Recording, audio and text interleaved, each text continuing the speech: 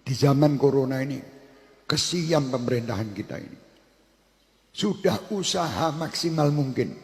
Diatur seperti apa, terus aja dikotak-atik, kotak-atik. BPJS naik, Beb. Ini BPJS ini menggandeng.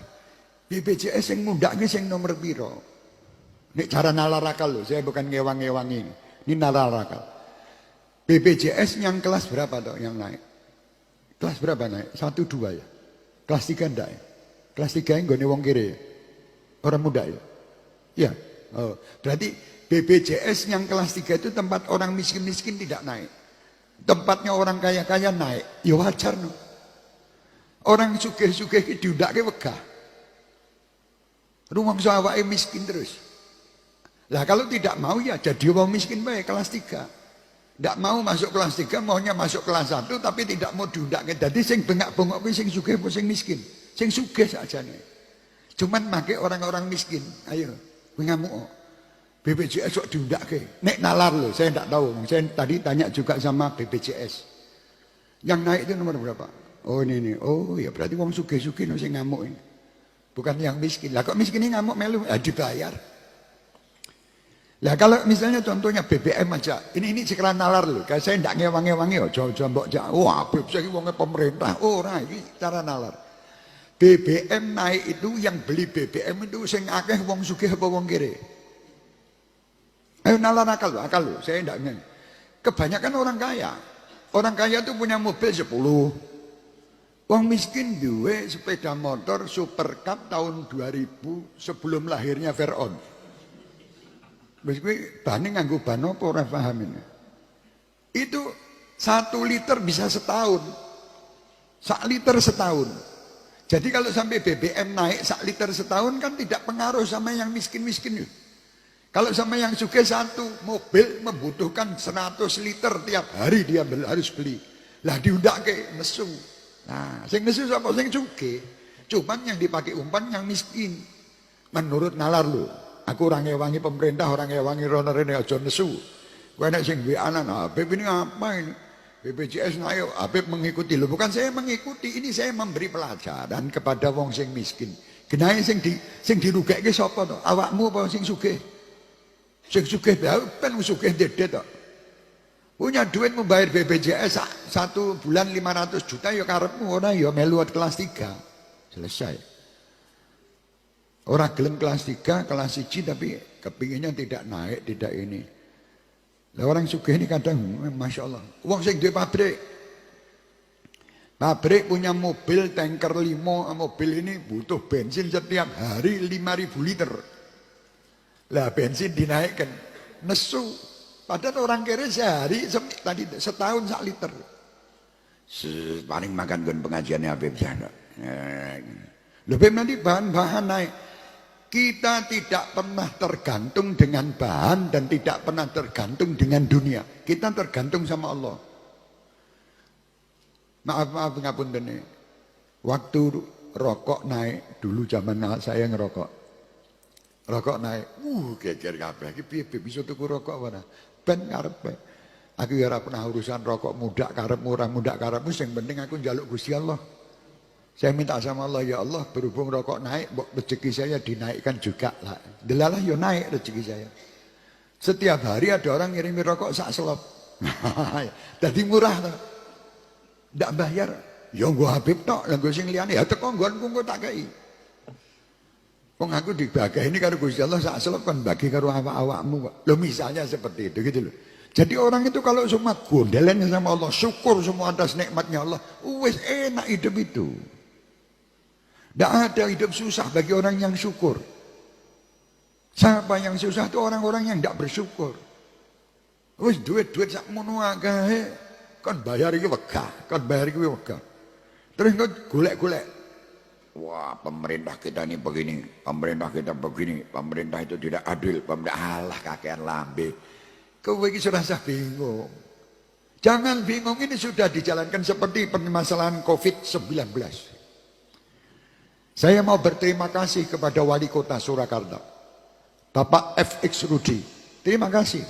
Karena beliau telah berikhtiar yang luar biasa untuk bagaimana menyelesaikan COVID-19 ini. Ayo kita kerjasama sama beliau. Saya lihat beliau ngalor ngidul. Terima kasih. Bukan cuma COVID-19 dalam kegiatan-kegiatan kita di kota Solo. Ayo kita Masya Allah berterima kasih sama beliau. Kita berterima kasih dengan Pak Ganjar gubernur kita itu. Yang luar biasa. Beliau berusaha semaksimal mungkin, tidak tidur di malam hari. Siang hari terus sibuk bekerja guna apa? Guna untuk menyelesaikan masalah ini loh. Tapi bagi orang-orang yang kadang Masya Allah di HP ini setiap manusia punya. Dibikin kacau setiap hari manusia buka HP beritanya mesti elek.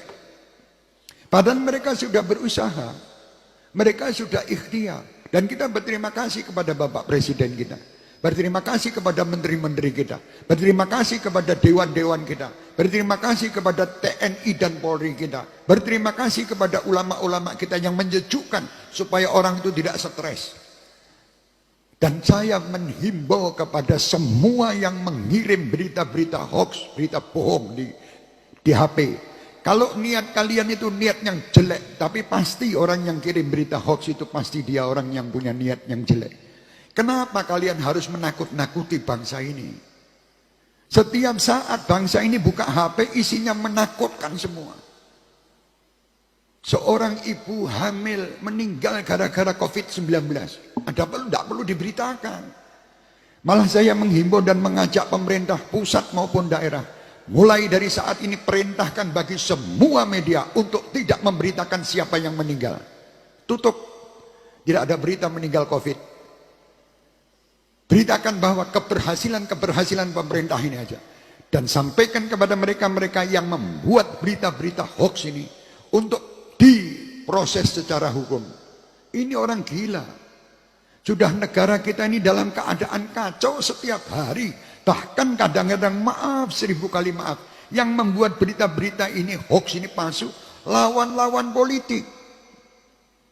Orang-orang yang tidak berpendapat, jangan. Kenapa kita ini justru dalam keadaan seperti ini malah membuat adu domba sana dan sini. Berhentilah mengadu domba. Jangan mengadu domba, syukuri Indonesia ini luar biasa. Syukuri. Saya himbau juga pemerintah kita, jangan takut hadapi orang-orang yang kira-kira ingin menghancurkan Indonesia. Singkirkan mereka. Kami sebagai warga negara Indonesia, cinta dengan Indonesia. Kami cinta dengan warga Indonesia dan kami terus akan membela Indonesia dengan pemerintahan yang ada. Siapapun mereka. Mari kita bangun Indonesia dengan cinta kasih. Pandai bersyukur. Itu yang kita tidak tiap hari sudah sumpek ngadepi corona. Orang dino rahe aku sumpek ngadepi corona, tiap buka berita isinya tidak dibuka kepingin buka, tapi beritanya bohong kebanyakan bohong. Dan saya tidak ingin melihat, walaupun itu betul ada yang meninggal 1000, tidak usah diberitakan, selesai. Kalau diberitakan ini memancing orang tambah takut. Ada apa ini? Tidak perlu. Dukung apa yang disampaikan pemerintah, dukung apa yang dikerjakan TNI dan Polri kita. Kita lihat sekarang, saya beberapa hari ini, saya berpikir, subhanallah, setiap malam bapak-bapak polisi, bukan saya membela-bela ini, tidak, ini memang kerjaan. Di pinggir-pinggir jalan, nanti apalagi lebaran ini, mereka itu tidak lebaran dengan istri dan anaknya. Mereka itu duduk bersama masyarakat untuk mengatur lalu lintas, untuk ngurusi COVID-19. Ini mbok mikir toh bangsa ini. Mereka ini punya tugas yang berat. Tugas yang seperti itu berat, malah justru setiap hari dibuat berita hoax. Dikirimkan seakan-akan mereka tidak kerja. Seakan-akan mereka tidak ada manfaatnya. Seakan-akan yang manfaat itu yang ngirim berita hoax itu. Siapa bilang? Mereka manusia. Mereka ingin berlebaran semangat kepada istri-istrinya. Lihat ya Pak. Kita lebaran pakai baju baru, gandeng anak, gandeng ini, malah justru mereka di pinggir jalan nyumprit, membuat lalu lintas ini jadi baik. Nah sekarang ini mereka sudah kerjasama bagaimana untuk mengentas COVID-19 ini. Itu. Nah kadang kita ndak gelem iki gur nyalahke wae. Apa toh tujuan nyalahkan itu apa? Kalau tujuan saya nyalahkan orang dengan terus saya kirim, saya buat viral di video itu, dengan cara itu bisa menyelesaikan, saya orang pertama yang akan memviralkan hoax. Tapi kalau tidak, lah kenapa harus begitu?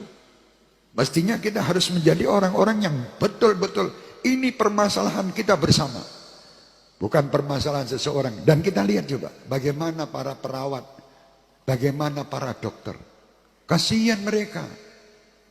Kalau kita tidak mengikuti aturan-aturan, kasihan. Mereka ini sampai setengah mati menghadapi itu, mereka ya takut, bukan tidak takut.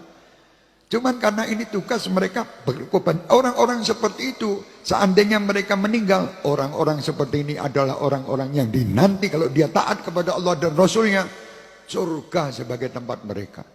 Karena mereka berkorban demi untuk keselamatan umat dan masyarakat. Ayo, sekarang ini bukan terus kakek ngomong kabeh. Jadi sudahlah, berhenti yo. Saya imbau juga pemerintah, jangan disampaikan kepada media-media, jangan suka nyoting. Sudah tahu ada orang kena COVID, wah disoting. Kemarin itu kalau salah ada yang terjadi, diparani yang nyoting, dilepet-lepet geng. Kan gitu. Ini gara-gara sakit hati. Lah kenapa Anda bangga dengan saudara-saudara Anda yang meninggal dengan corona? Anda bangga bisa nyoting dan ngirim berita yang pertama. Kalau saya Anda, saya lebih baik syutingin acara ini. Syutingin, kiriman kemana-mana. Syutingin acara-acara di tempat orang-orang yang soleh-soleh itu. Kiriman membuat orang gembira dan senang. Itu yang penting. Yang sugih-sugih, keluarkan hartanya, bantu siapapun yang kita bantu. Tetangga kita, saudara kita, keluarkan semua. Yang alim-alim, sejukkan orang-orang ini dengan berita-berita Anda, berita-berita dari Allah.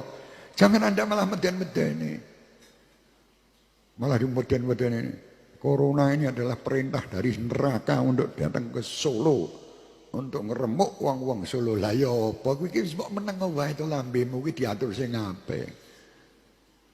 Corona datang ya memang betul mengingatkan kita, tapi bukan terus mengingat. Sebetulnya kalau kata Corona itu mengingatkan saya, bukan Anda.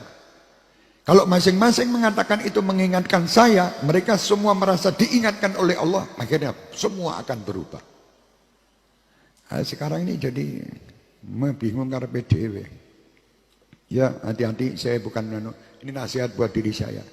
Bukan saya benci kepada siapapun, tidak. Tapi saya mengajak kepada siapapun. Ayo, berhentilah. Wahai orang-orang yang membuat berita hoax. Berhentilah wahai orang-orang yang membuat berita yang menyakitkan bangsa ini. Berhentilah wahai orang-orang yang menghina Bapak Presiden. Berhentilah wahai orang-orang yang menghina menteri-menterinya. Berhentilah wahai orang-orang yang menghina dewan, yang menghina ulama, yang menghina para kiai, menghina para habaib, menghina masyarakat. Jangan berhenti. Berhentilah kita. Ke depan doakan mereka. Wajar, hari ini saya ditugasi untuk mendoakan siapapun mereka. Ya, kaum saudara-saudara kita sebangsa dan setanah air, doakan. Apalagi ulama-ulama kita, kiai-kiai kita, doakan. Pemimpin-pemimpin, doa itu kalau sampai meleset, Anda sudah dapat pahala. Gitu. Saya doakan orang tak dongakno selamat dunia akhirat. Lah beb, orang itu korupsi Anda tak didongakkan. Loh, kalau dia selamat apa ruginya saya? Rugi saya. Kan tidak rugi. Lu dia korupsi, beb. Korupsi urusannya dia sama Allah, bukan urusan sama saya. Lu ini uangnya Habib diambil, ya sudah biar uang saya mau diambil, tidak diambil, uang Allah itu juga memiliki kekuasaan untuk memberi saya ganti. Kan selesai, kalau punya pikiran seperti itu. Tapi kalau punya pikiran yang menyalahkan terus, tidak akan selesai. Permasalahan tidak akan selesai dengan saling menyalahkan. Permasalahan akan selesai dengan saling memaafkan dan saling bekerja sama untuk membangun kembali semua yang salah, hapus, tutup, dan yang akan datang kita harus bersama-sama bareng untuk menjadikan negeri ini baldatun thayyibatun wa rabbun ghafur. Itu